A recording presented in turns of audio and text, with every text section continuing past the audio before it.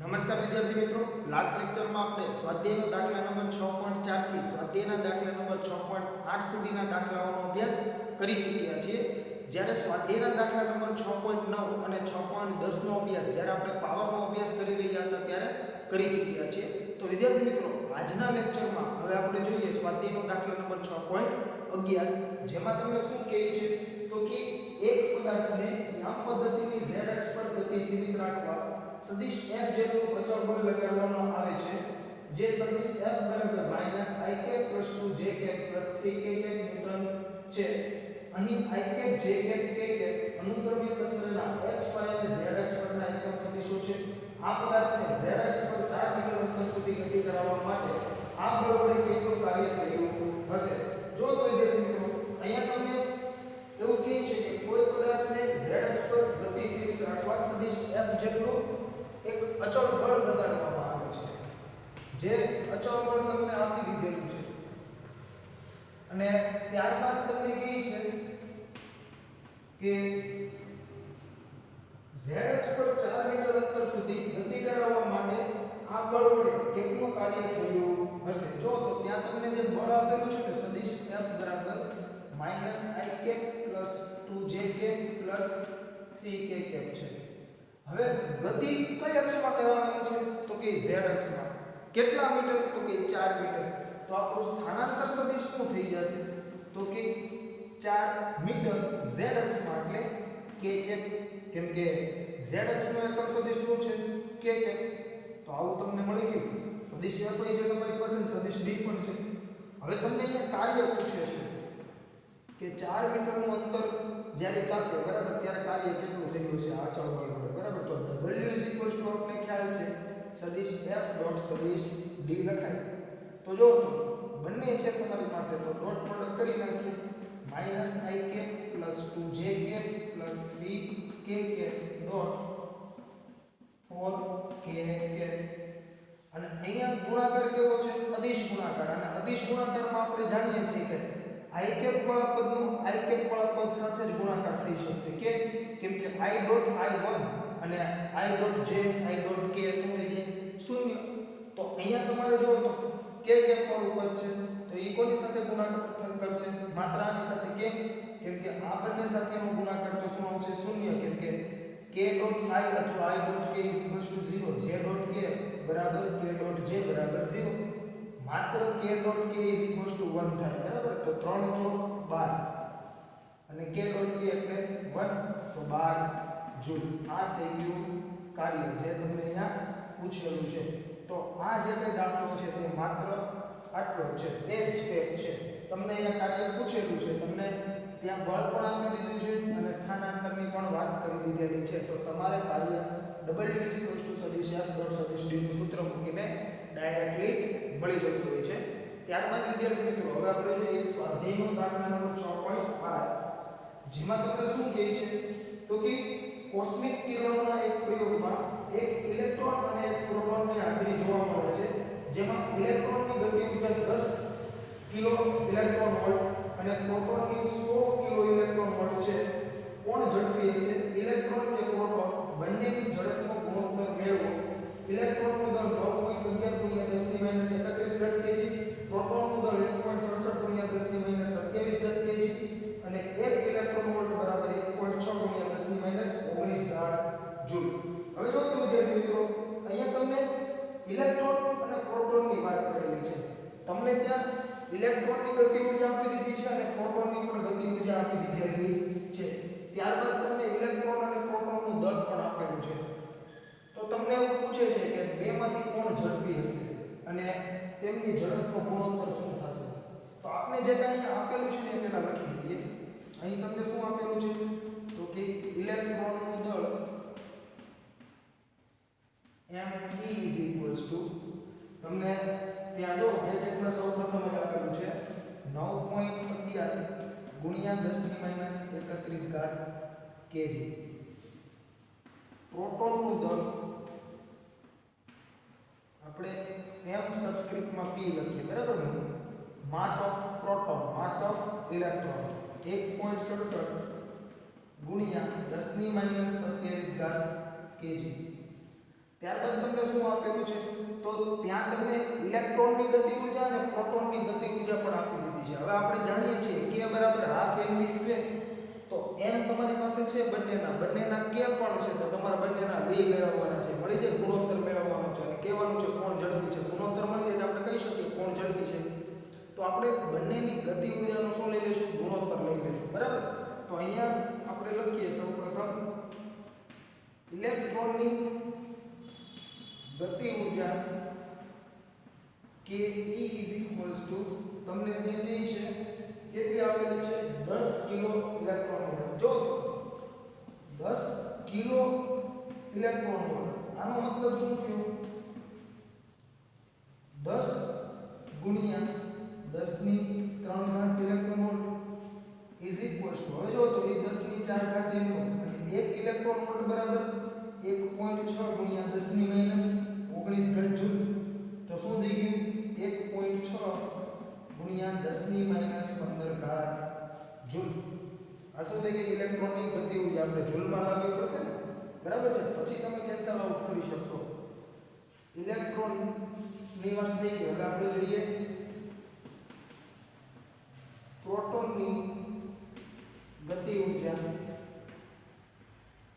kp kinetic energy of proton 100 kilo electron volt. તો 100 છે એટલે 10 ની 2 ઘાત ગુણ્યા 10 ની 3 ઘાત e ઇઝ ઇક્વલ્સ ટુ જો આના ગુણ્યા 1.6 ગુણ્યા 10 ની માઈનસ 19 ઘાત કરી સાહેબ 5 ઘાત છે તો કેટલી આવી જશે -14 ઘાત થઈ જશે -14 ઘાત જૂલ બરાબર. તમને આવું મળશે. તો જો હવે આપણે ડાયરેક્ટલી બંનેની ગતિ ઊર્જાનો શું કરી દઈએ ગુણોત્તર લઈ લઈએ બરાબર. એટલે આપણે મળી જશે. આપણે તો ગુણોત્તર જ મેળવવાનો છે ને. તો હવે k e divide by kp એટલે શું થઈ જશે half me v² divide by half mt vp². આ શું છે ઇલેક્ટ્રોનની ગતિ ઊર્જા. આ શું છે પ્રોટોનની ગતિ ઊર્જા. ગતિ ઊર્જાનું સૂત્ર શું છે હાફ mv². જો તો હાફ કેન્સલ. હવે તમારી પાસે આ બંને પણ છે ને આ બંને પણ છે. આપણે આનો ગુણોત્તર મેળવવાનો છે તો એને કરતા બનાવી દઈએ v/vp² કરી દો આખાનો વર્ગ બરાબર. b નો વર્ગ છે આ જો તો mb આ છે ગુણાકાર માં ડિવાઇડ બાય kp me. હવે જો તો આપણે એની કિંમત મૂકી દેવાની છે. તો માટે ve divide by vp² is equals to ke કેટલું છે જો તો ઇલેક્ટ્રોનની ગતિ ઊર્જા 1.6 ગુણ્યા 10 ની માઈનસ 15 ઘાત 1.6 ગુણ્યા 10 ની માઈનસ 15 ઘાત mt માસ ઓફ પ્રોટોન 1.67 ગુણ્યા 10 ની માઈનસ 27 ઘાત 1.67 ગુણ્યા 10 ની માઈનસ 27 ઘાત ભાગ્યા શું કરવાનું છે તો કે પ્રોટોનની ગતિ ઊર્જા 1.6 ગુણ્યા 10 ની માઈનસ 14 ઘાત ગુણ્યા ઇલેક્ટ્રોનનું દળ 9.11 ગુણ્યા 10 ની માઈનસ 31 ઘાત. આવું તમને મળે છે. હવે તો તમારે સાદું રૂપ આપવાનું છે. તો ખાસ સમજો 1.6 કેન્સલ. અહીંયા જો 10 ની માઈનસ 27 ને માઈનસ 15 27 ને 5 32 32 ને 10 42 ઉપર કેટલી ઘાત છે -42. નીચે કેટલી છે જો તો 31 ને 4 35 ને 45 એટલે -42 અને છેદમાં છે -45. હવે -45 ઉપર જશે એટલે +45 થઈ ગયા. એટલે અહીંયા ગુણ્યા 10 ની 3 ઘાત તો ફિક્સ થઈ ગયા. હવે જો 1.67 ભાગ્યા 9.11 1.67 ભાગ્યા 9.11 આપણે કરવાના છે. તો આપણે આન્સર શું મળે છે એ આપણે ચેક કરીએ. 1.67 ભાગ્યા 9.11 તો આન્સર મળે છે 0.1833 ગુણ્યા 10 ની 3 ઘાત એમનું. હવે જો અહીંયા તો આપણે વર્ગ આપેલો છે તો આપણે શું મેળવવાનું છે બંનેની ઝડપનો ગુણોત્તર મેળવવાનો છે. વર્ગ નથી જોતો બરાબર છે. તો શું કરાય તો આખાનો જે વર્ગ છે જે છે ને અહીંયા તો 183.3 થઈ જશે. હવે 183.3 નું વર્ગમૂળ કાઢી લઈએ એટલે v/vp મળી જાય તો એ આવે છે 13.5388 એટલે 13.54 થઈ ગયું. એટલે ઇલેક્ટ્રોનની ઝડપ અને પ્રોટોનની ઝડપનો ગુણોત્તર આપણને મળી જશે 13.54. જો v/vp is equals to 13.54. બરાબર. આ તમને જે ગુણોત્તર પૂછ્યો તો એ મળી ગયો.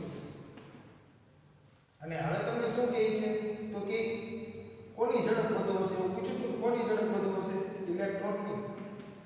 કેમ કે ve is equals to 13.54 ગુણ્યા vp આવો સંબંધ મેળવો એટલે તમે શું કહી શકો તો કે ઇલેક્ટ્રોનની ઝડપ પ્રોટોનની ઝડપ કરતા 13.54 ગણી વધુ હશે. બરાબર. તો અહીંયા લખી શકાય આથી કહી શકાય કે ઇલેક્ટ્રોનની ઝડપ પ્રોટોનની ઝડપ કરતા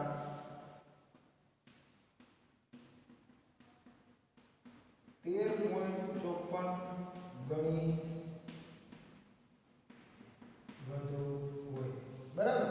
તો આ થઈ ગયો તમારો સ્વાધ્યાયનો દાખલા નંબર 6.12.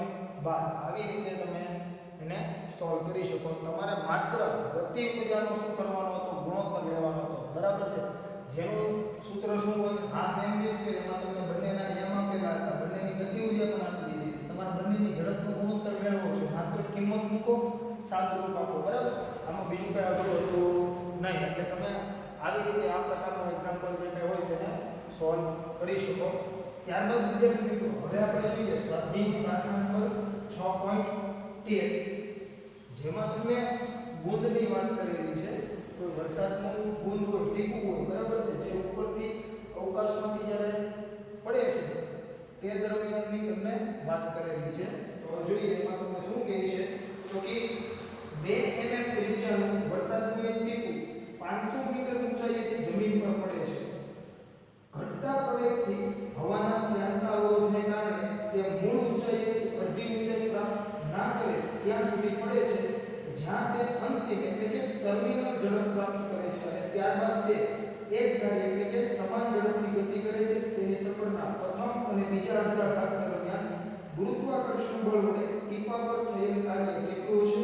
જો તે 10 મીટર પર સેકન્ડની ઝડપથી તેની સફળ પૂરી કરીને જમીન પર પડે તો તેની આ સફર દરમિયાન અવરોધક બળ વડે ટીપા પર કેટલું કાર્ય થયું હશે? જો તો વિદ્યાર્થી મિત્રો અહીંયા તમને ટર્મિનલ ઝડપની વાત કરેલી છે. ટર્મિનલ વેલોસિટી કોને કહેવાય? તો સપોઝ કે અહીંયાથી કોઈ હાઈટ છે ત્યાંથી સમજી લો કે આ કોઈ સપાટી છે ત્યાં કોઈ પદાર્થ મુક્ત પતન કરે છે. બરાબર છે. તો કોઈ એક તમને પોઈન્ટ એવો મળશે કે ત્યાં એની જે કઈ ઝડપ તમને મળી હશે ને એની મેક્સિમમ અથવા તો કે એની અંતિમ ઝડપ હશે. ત્યારબાદની એ શું કરશે એટલી અચળ ઝડપથી તે અહીંયા સપાટી પર પહોંચતું હોય છે. બરાબર. તો અહીંયા જે કઈ મેક્સિમમ ઝડપ મેળવે છે સમજી લો અહીંયા v0 બરાબર 0 મીટર પર સેકન્ડ ઝડપ હશે. અહીંયા પહોંચશે ત્યારે સમજી લો કે 50 મીટર પર સેકન્ડ જેટલી ઝડપ થઈ. હવે એ જેમ આગળ જશે ને એમ એની ઝડપ જે છે એ વધશે નહીં, અચળ જ રહેશે. પ્રવેગી ગતિ દરમિયાન આ પોઈન્ટ સુધી એની ઝડપમાં શું થાય છે વધારો, પરંતુ આ પોઈન્ટ આગળ પહોંચશે ને પછી અચળ ઝડપથી શું કરશે એ ગતિ કરશે ને આ પોઈન્ટ આગળ જ્યારે પહોંચે ત્યારે પણ તેની ઝડપ 50 મીટર પર સેકન્ડ જ હોય. બરાબર છે. તો આ જે કઈ ઝડપ છે તેને કહેવાય ટર્મિનલ ઝડપ. બરાબર છે. અને આનો વિગતે અભ્યાસ આપણે આગળ કરવાના છીએ તરલમાં. બરાબર છે. ત્યારે આપણે વધુ ડિસ્કશન કરીશું. તો વિદ્યાર્થી મિત્રો અહીંયા તમને વરસાદના ટીપાની વાત કરેલી છે જેની તમને 2 mm ત્રિજ્યા કીધી છે અને 500 મીટર ઊંચાઈથી જમીન પર પડે છે. ઘટતા પ્રવેગથી એટલે કે હવાના શ્યાનતાના અવરોધને કારણે તે મૂળ ઊંચાઈથી અડધી ઊંચાઈ પ્રાપ્ત ન કરે ત્યાં સુધી પડે છે જ્યાં તે અંતિમ ઝડપ પ્રાપ્ત કરે છે. એટલે જો અહીંયા જે અંતિમ ઝડપની તમને વાત કરી છે ને એ h/2 આઈડિયા કરેલી છે. એટલે જો તમારે આની આકૃતિ ડ્રો કરવી તો કઈ રીતે ડ્રો કરી શકો તે સમજાવું તમને. સમજો કે આ કોઈ વરસાદનું ટીપું છે જે નીચે તરફ જે કઈ હાઈટ છે બરાબર તે તમને કઈ દીધી છે 500 મીટર. હવે અડધી ઊંચાઈએ પહોંચે એટલે કે અહીંયા પહોંચશે ને આ હાઈટ છે h/2.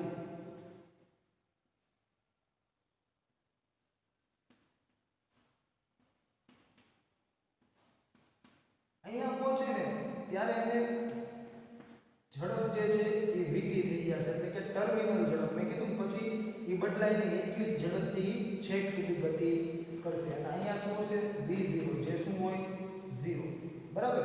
તો આ h/2 અને આખી હાઈટ જે છે એ કેટલી હશે 500 મીટર. તો આ કેટલી થઈ જશે 250 મીટર.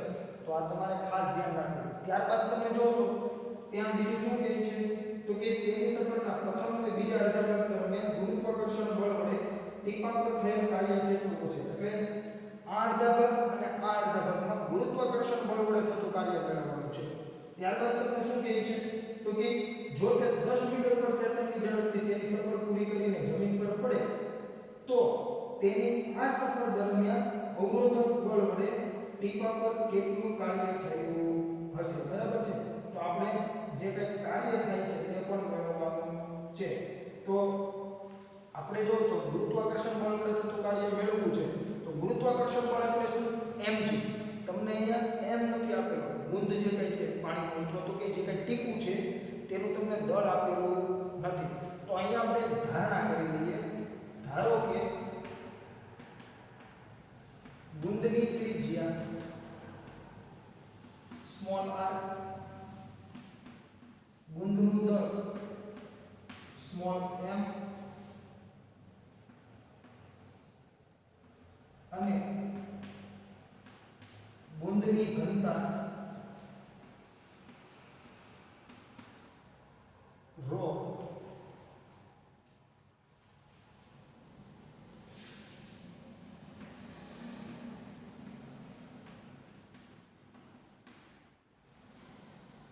અને કદ કેપિટલ V છે. બરાબર છે. હવે જો આપણે ધારણા કરી છે તો બુંદનું દળ શું થાય તો બુંદનું દળ m શું થઈ જાય તો આપણે જાણીએ છીએ ઘનતાનું સૂત્ર શું હતું દળ ભાગ્યા કદ. તો દળ બરાબર શું થઈ જાય તો કે ઘનતા ગુણ્યા કદ. એટલે ઘનતા rho ગુણ્યા કદ કેપિટલ V આવું મળશે. તો માટે m જો ઘનતા rho કદ શું થાય તો કે બુંદ જે હોય પાણીનું એ ગોળા પ્રકારનો હોય. ગોળાનું કદ શું હોય તો કે 4/3 pi r ક્યુબ. બરાબર. તો આવું થઈ જશે.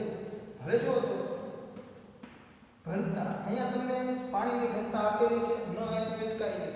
પાણીની ઘનતા કેટલી 10⁻³ kg/મીટર ક્યુબ. બરાબર. તમને અહીંયા આપેલી છે તો કે અહીંયા નથી આપેલી. બરાબર. કે ચોખવટ કરેલી નથી. તો આપણે જાણીએ છીએ કેટલી હોય 10⁻³ kg/મીટર ક્યુબ. બરાબર છે. તો અહીંયા આપણે લઈ લઈએ 10⁻³ ગુણ્યા 4/3 પાઈ કેટલો હોય 3.14 અને અહીંયા જો r તમને કીધો છે 2 mm. અહીંયા r કેટલો આપેલો છે 2 mm. એ હોય તો અહીંયા લખી નાખજો 2 mm. અને 2 mm એટલે શું થઈ જાય તો કે 2 ગુણ્યા 10⁻³ મીટર. આપણે તો એને SI માં ફેરવવો પડશે ને. આખાનો શું કરવાનું છે ઘન. હવે જો 10⁻³ અહીંયા 10 ની કેટલી ઘાત આવશે -9 ઘાત આવશે. તો 3 અને -9 એટલે 10⁻6 ઘાત થઈ ગઈ. હવે સાદુરૂપ આપણે બાકીનાનું આપવાનું. બરાબર છે. તો બાકીનાનું આપણે સાદુરૂપ આપીએ તો જો તો 4 ગુણ્યા 3.14 ગુણ્યા જો 2 નો ઘન આપણે કેટલા લેવા પડશે 8 ભાગ્યા 3 એટલે 33.49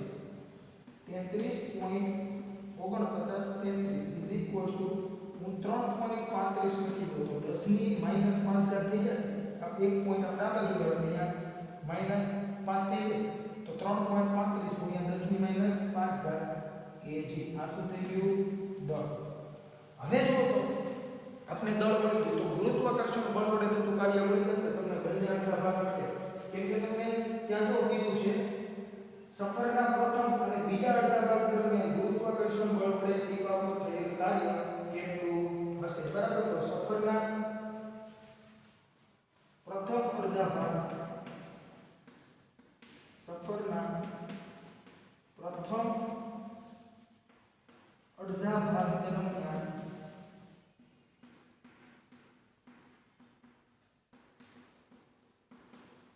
ગુરુત્વાકર્ષણ બળ વડે થયેલ કાર્ય W શું થઈ જશે? તો કે ગુરુત્વાકર્ષણ બળ કઈ તરફ છે? તો કે અધો દિશામાં. બુંદ જે છે એનું સ્થાનાંતર કઈ દિશામાં? તો કે અધો દિશામાં. બેની દિશા એક જ ને, તો શું થઈ જાય? બળ ગુણ્યા સ્થાનાંતર. અને જો તો સ્થાનાંતર કેટલું થશે? તો કે પ્રથમ અડધો ભાગ એટલે h/2. તો અહીંયા શું લખી દઈશું? h/2 is equal to m કેટલો મળે છે? તો કે 3.35 ગુણ્યા 10 - 5 ઘાત ગુણ્યા g તો કે 9.8 ગુણ્યા h/2. h કેટલો છે? 500. તો h/2 એટલે કેટલા થઈ ગયા? 250. તો આપણે જોઈએ તો આન્સર શું મળે છે આપણે? તો 3.35 ગુણ્યા 9.8 ગુણ્યા 250 એટલે આપણે મળે છે 820 7.5 એટલે કે 8207.5 8207.5 મળે છે. તો સમજી લો હું તમને અહીંયા લખું ઉપર એટલે ખ્યાલ આવે. જો આવું મળે છે W = 8207.5 ગુણ્યા 10 ની કેટલી ઘાત રહેશે?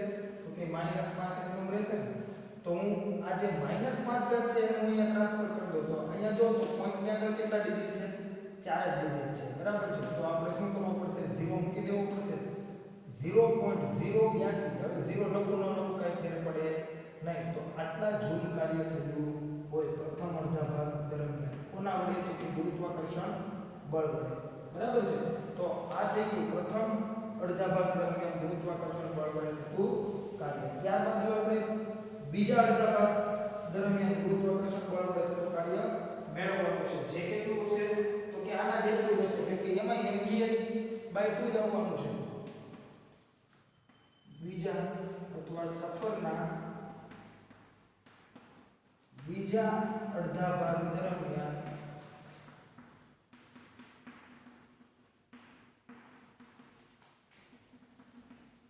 ગુરુત્વાકર્ષણ બળ વડે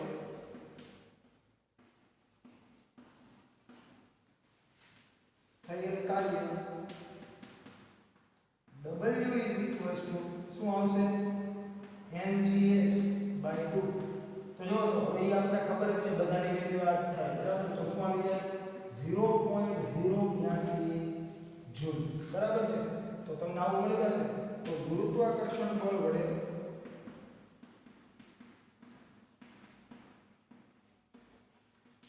થયેલ કુલ કાર્ય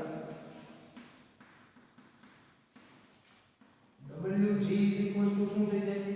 તો 2 ગુણ્યા 0.082 ને, કેમ કે 0.082 જૂલ પ્લસ 0.082 જૂલ. તો 82 એટલે 82 ગુણ્યા 2 કરીએ એટલે 164 થઈ જાય. એટલે 0.164 જૂલ. તો આવું તમને મળી ગયું. હવે જો ખાસ મેઇન વસ્તુ હવે છે તમને એવું કહે છે કે અહીંયા ટર્મિનલ ઝડપ પ્રાપ્ત કરે છે. બરાબર છે. અને શ્યાનતાને લીધે પછી શું થઈ જાય છે? અચળ ઝડપથી નીચે તરફ ગતિ કરે છે. આ ઝડપ તમને ત્યાં કહી દીધી છે 10 મીટર/સેકન્ડ. જો ત્યાં ઉલ્લેખ કરેલો છે તમને ત્યાં તમને શું કહે છે? જો છેલ્લે જો તે 10 મીટર/સેકન્ડની ઝડપથી તેની સફર પૂરી કરીને જમીન પર પડે તો તેની આ સફર દરમિયાન અવરોધક બળ વડે ટીપા પર કેટલું કાર્ય થયું હશે? બરાબર. એટલે અવરોધક બળ વડે થતું કાર્ય તમારે મેળવવાનું છે. જ્યારે vt બરાબર 10 મીટર/સેકન્ડની ઝડપથી તે જમીન પર પહોંચે ને ત્યારે. તો હવે શું કરે? તો અહીંયા જો તો અવરોધક બળ વડે થતું કાર્ય મેળવવા માટે તમારી પાસે અવરોધક બળનું મૂલ્ય હોવું જોઈએ. બરાબર છે. સ્થાનાંતર હોવું જોઈએ. તો કે સ્થાનાંતર તો છે પણ અવરોધક બળ નથી. તો અહીંયા કુલ કેટલા બળ લાગે છે તો કે બે, ગુરુત્વાકર્ષણ બળ અને અવરોધક બળ. ગુરુત્વાકર્ષણ બળ વડે થતું કાર્ય ખબર છે તો કે આ ઈ ખબર છે. તો હવે આપણે કાર્ય ઊર્જા પ્રમેયનો ઉપયોગ કરી શકીએ. કેમ કે આપણે જો ઝડપ ખબર છે બરાબર, તો ગતિ ઊર્જાનો ફેરફાર આપણે મળી જશે. તો કાર્ય ઊર્જા પ્રમેય પરથી આપણે અવરોધક બળ વડે થતું કાર્ય મળી જાય. શું કરવા તો કે W ડેલ્ટા કે માં W જે હોય છે તે પરિણામી બળ વડે થતું કાર્ય હોય છે. તો આપણે કહેતા હતા W જે છે એની જગ્યાએ તમે જે કાંઈ બળો લાગે છે તે તમામ બળો વડે થતા કાર્યનો અદિશ સરવાળો લખી શકો. બરાબર છે. તો હવે આપણે લખીએ કાર્ય ઊર્જા પ્રમેય મુજબ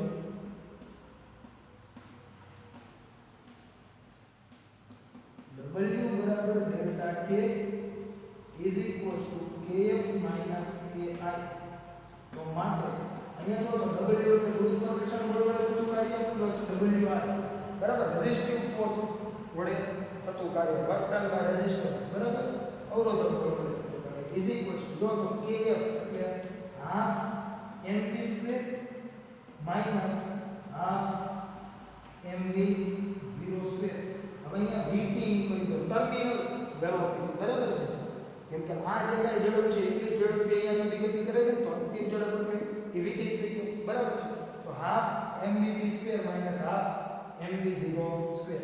તો v0 શું છે 0 એટલે આ પદ તો આપણું નીકળી જવાનું છે. માત્ર આ ત્રણ પદ રહેશે બરાબર. હવે એનું આપણે સાદું રૂપ આપીએ તો તમને મળી જશે આન્સર WR. જો હવે WG plus WR is equals to half mvt square માટે WR is equals to half mvt square minus WG. half m નું દળ કેટલું છે તો કે 3.35 ગુણ્યા 10 ની માઈનસ 5 ઘાત ગુણ્યા vt કેટલો આપેલો છે 10 તો 10 નો વર્ગ માઈનસ WG કેટલું મળે છે 0.164. હવાનો આપણે સાદું રૂપ આપવાનું છે. તો 10 નો વર્ગ એટલે 10 ની 2 ઘાત થઈ ગઈ. અહીંયા 10 ની કેટલી ઘાત છે -5 ઘાત એટલે 10 ની -3 ઘાત બેથી આવી સાદું રૂપમાં 3.35 ભાગ્યા 2 કરો એટલે શું મળશે 1.675 ગુણ્યા 10 ની -3 ઘાત બરાબર માઈનસ 0.164. હવે શું કરાય અહીંયા 10 ની -3 ઘાત લઈ લેવાય એટલે સાદું રૂપ સહેલાઈથી થઈ શકે બરાબર. તો અહીંયા આપણે 10 ની -3 ઘાત લેવી શું લખાય 164 ગુણ્યા 10 ની -3 ઘાત આવું લખાશે. એટલે જો તો એ થઈ ગયું ને 0.164 થયા. આનો મુદ્દો એવો હતો. હવે જો 1.675 માઈનસ 164 કરો 1.675 માઈનસ 164 તો આન્સર મળશે 162.32. 162.32 પરંતુ કેવા લેવા પડશે આપણે માઈનસ બરાબર છે માઈનસ જ આવશે ને ગુણ્યા 10 ની -3 ઘાત ઇઝ ઇક્વલ ટુ માઈનસ 0.162 લખાશે કેમ કે 10 ની -3 ઘાત છે જૂલ. તો આ થઈ ગયું અવરોધક બળ વડે થતું કાર્ય. તો આવી રીતે તમને મળી જાય બરાબર. શું થઈ જશે -0.162 જૂલ. અહીંયા ઋણ નિશાની શું કરવા આવે છે તો કે અવરોધક બળ કઈ તરફ હશે ગતિની વિરુદ્ધ દિશામાં હશે. અવરોધક બળ શાંતા બળ જે છે એ ઉપર તરફ લાગતું હશે જ્યારે બુંદ જે છે પાણીનું એ નીચે તરફ ગતિ કરી રહ્યું છે બરાબર છે. એટલે તમને કાર્ય કેવું મળશે ત્યારનું કાર્ય તો કે ઋણ મળશે બરાબર જેની તમને ખાસ ખબર હોવી જોઈએ. ક્યારેક તમને આવું પણ પૂછ્યું કે અવરોધક બળ વડે થતું કાર્ય કેવું હશે ધન ઋણ શૂન્ય કે આપેલ પૈકી એકેય નહીં તો ત્યારે તમને ખબર પડવી જોઈએ. નહીતર પછી કહેશો કે આપેલ પૈકી એક પણ નહીં બરાબર.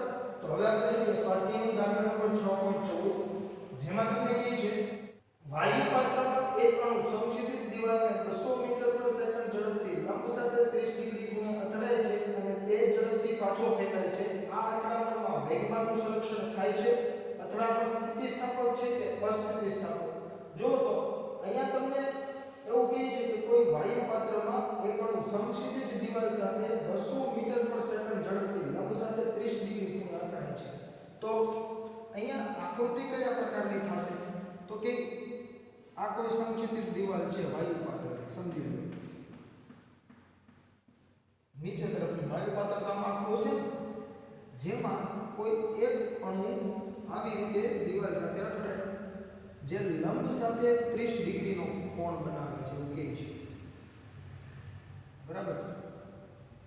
તો આ એંગલ જે કઈ બનશે એ કેટલો છે? 30 ડિગ્રી. અને અથડામણ બાદ તે શું કરે છે? તો કે ફરી પાછી એટલી જ ઝડપથી ગતિ કરે છે. જો ત્યાં તમને કીધું છે તો આ એંગલ જે કઈ છે એ પણ કેટલો હોય છે? 30 ડિગ્રી. આપણે જાણીએ છીએ. અહીંયા ધારો કે એ કંઈક યુ ઝડપથી અથડાય છે, પ્રારંભિક ઝડપ. બરાબર? અને ત્યાં જે છે એ ઝડપથી પાછો ફેંકાય છે. આ અથડામણમાં વેગમાનનું સંરક્ષણ થાય છે. જો તો એ જ ઝડપથી શું કીધું છે? પાછો ફેંકાય એટલે યુ જશે. તો આમાં તમને પૂછ્યું છે વેગમાનનું સંરક્ષણ થાય છે અને અથડામણ સ્થિતિસ્થાપક છે કે અસ્થિતિસ્થાપક તે પણ તમારે કહેવાનું છે. ત્યાં લાસ્ટમાં તમને જો કહે છે અથડામણ સ્થિતિસ્થાપક છે કે અસ્થિતિસ્થાપક.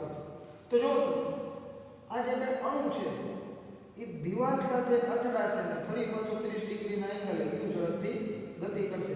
હવે આ જે કઈ વાયુ પાત્ર છે કોઈ પણ, બરાબર, તેમાં એ તેની દિવાલ સાથે અથડાય ત્યારે દિવાલ પ્લસ અણુનું કઈ તંત્ર બન્યું છે. આપણે બેની વાત કરીએ, બરાબર છે, તો એના પર કુલ ચોખ્ખું બાહ્ય બળ શું હશે? તો કે શૂન્ય, કેમ કે તંત્ર પર તો કોઈ બાહ્ય બળ લાગતું નથી અને એ બંને એકબીજા પર જે કઈ બળ લગાડે છે એ તો પરસ્પર શું થઈ જવાના છે? નાબૂદ થઈ જવાના છે. બરાબર છે? તો અહીંયા દિવાલ પ્લસ અણુના બનેલા તંત્ર પર કોઈ બાહ્ય બળ હશે નહીં. કોઈ બીજું બળ તો લાગતું નથી બહારથી. અણુઓને દિવાલનું જે તંત્ર બન્યું એના પર બાહ્ય બળ તો કોઈ લાગતું નથી. જો કોઈ બાહ્ય બળ નથી લાગતું તો ન્યૂટનનો ગતિનો બીજો નિયમ શું કહે છે? F dp/dt. બાહ્ય બળ 0.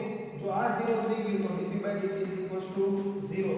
તો વેગમાનમાં તો ફેરફાર કાંઈ હશે નહીં. એટલે વેગમાન કેવું રહેતું હશે? અચળ રહેતું હશે. વેગમાનનું સંરક્ષણ થતું હશે. ત્યારબાદ તમને અથડામણ સ્થિતિસ્થાપક છે કે અસ્થિતિસ્થાપક એવું પૂછ્યું છે. તો જો વિદ્યાર્થી મિત્રો, અહીંયા અથડામણ પહેલાની ઝડપ તો કે u, અથડામણ બાદની ઝડપ તો કે u. તો આની ગતિ ઊર્જા અને આની ગતિ ઊર્જા બે એક સરખી થઈ ગઈ, એટલે કે અથડામણ પહેલાની ગતિ ઊર્જા બરાબર અથડામણ બાદની ગતિ ઊર્જા. અને દિવાલ જે કઈ છે તેને વેગ મળતો હશે તો કે એને છે ને અવગણીય વેગ મળતો હોય. એટલે દિવાલ તો સ્થિર જ રહેતી હોય છે, આપણે ખ્યાલ છે. બરાબર છે? અને જે અવગણીય વેગને લીધે એને કઈ ગતિ ઊર્જા મળે છે એ પણ અવગણીય હશે, તો તમે લગભગ એને 0 કહી શકો. બરાબર? Tends to 0. તો એટલા માટે આપણે કહી શકીએ કે ગતિ ઊર્જાનું અહીંયા સંરક્ષણ થાય છે. તો અથડામણ જે છે એ સ્થિતિસ્થાપક છે.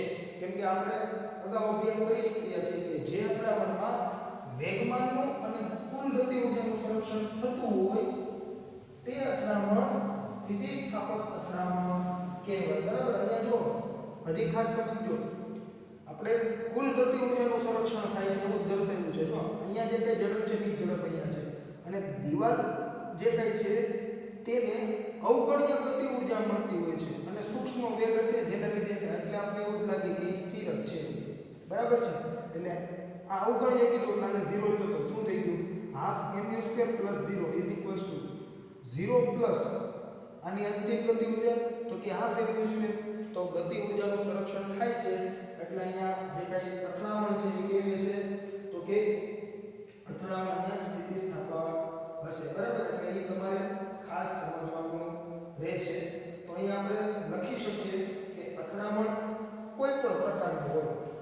અથડામણ પહેલા તો આપણે અથડામણની વાત કરી નહોતી ને, એટલે અથડામણ કોઈ પણ પ્રકારની હોય, દિવાલ પ્લસ અણુના બનેલા તંત્રના વેગમાનનું સંરક્ષણ થાય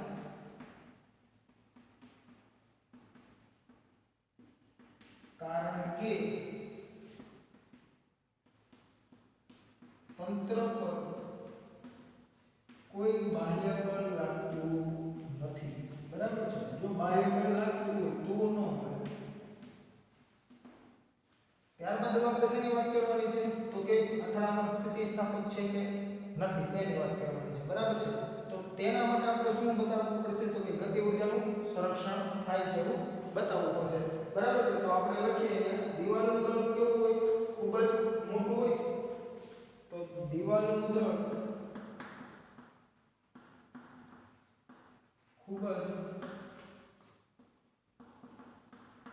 મોટું હોવાથી અણુના અથડામણથી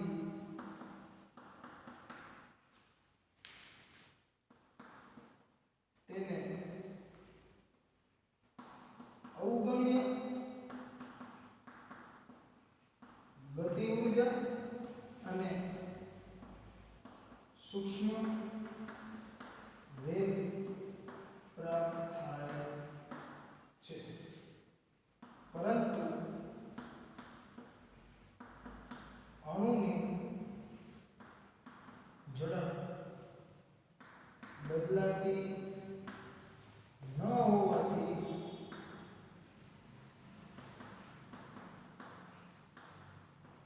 ગતિ ઊર્જાનું સંરક્ષણ થશે.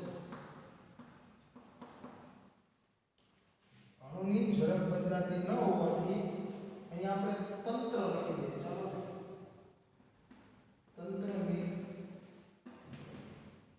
ગતિ ઊર્જાનું સંરક્ષણ થશે. આથી આ અથડામણ સ્થિતિસ્થાપક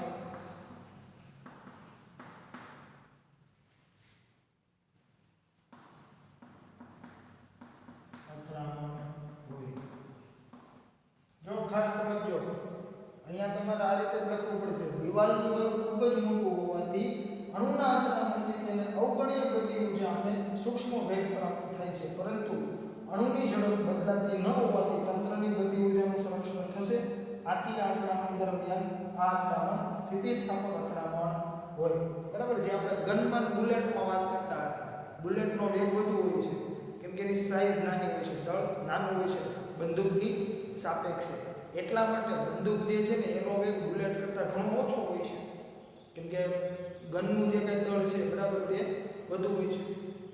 એટલે એ જ રીતે અહીંયા દિવાલ જે છે એનું દળ ખૂબ વધુ છે, જ્યારે અણુ એટલે ખૂબ જ સૂક્ષ્મ. તો એને લીધે આને સૂક્ષ્મ વેગ મળતો હોય છે, અથવા તો કે અવગણ્ય ગતિ ઊર્જા મળતી હોય છે, જેને તમે લગભગ 0 કહી શકો, બરાબર છે? એક્ઝેક્ટલી 0 ન હોય પણ લગભગ તમે એને 0 કહી શકો, બરાબર? તો આ રીતે તમે આનો આન્સર આપી શકો. અને અહીંયા જે કંઈ અથડામણ છે તે કેવી બનશે? તો કે અથડામણ સ્થિતિસ્થાપક બનશે, બરાબર? જેની તમારે ખાસ નોંધ લેવી. ત્યારબાદ વિદ્યાર્થી મિત્રો, સ્વાધ્યાયનો દાખલા નંબર 6.15 જે છે તે આપણે હવે પછીના લેક્ચરમાં જોઈશું. આજના લેક્ચરમાં આપણે અહીંયા સુધી રાખીએ, અને આમાં જો તમને કોઈ પણ જાતનો પ્રશ્ન હોય તો તમે મારો સંપર્ક કરી શકો છો. અસ્તુ, આભાર.